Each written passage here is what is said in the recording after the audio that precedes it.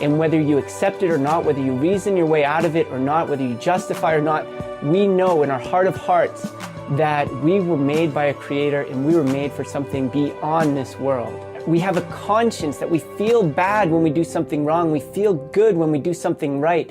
These things exist, whether you can prove them or not. I mean, you could definitely prove them. I mean, those are chemical reactions that happen in your brain. So, I mean, we can definitely prove them. I don't know why these things existing means that God has to exist. Again, he's making the logical leap from these things exist that he thinks are like abstract feelings, conscience, you know, us feeling happy, sad, glad, accomplished, and all this other stuff. Apparently, those things don't have a physical explanation, but we know they exist, so therefore God exists. I just don't understand this kind of reasoning. He talks about how God is necessary for reasoning to happen. I don't see any good reasoning in this entire video. It's shit upon shit upon shit. It's like 3 towers of shit so far. That sounds messy. It does sound messy, honey. They should get a squatty potty. And that's the same with God. He truly exists. We know that there are things that we believe to be true, even though we cannot see it, touch it, and feel it, prove it scientifically. It's so very, for one thing, okay, the background music, it distracts me. I don't know if I just have like a little bit of ADHD or something like that, but the background music's distracting. The words popping in and on this off the screen so much is distracting.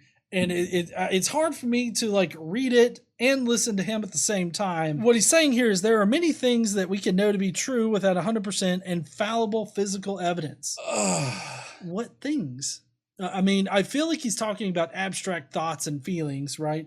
Those are the things that we know to be quote unquote true. I guess it's true that, you know, people feel them. Before, when he said that, you know, these things make you feel good and those things make you feel bad. But those things and these things are different for everybody. I'd still hearken back to the beginning of the response here when I say that if you can't physically prove something to exist in reality, then it doesn't exist in reality. For instance, our thoughts and feelings, they exist in reality because we exist in reality. So there's no way that they can't exist in reality.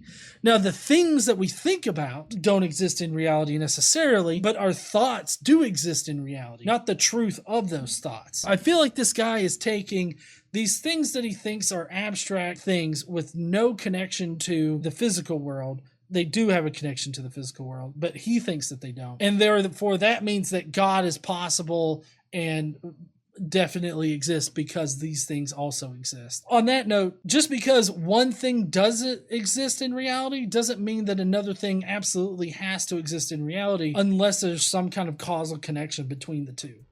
That where one would cause the other to exist, you know? Fuck this entire video.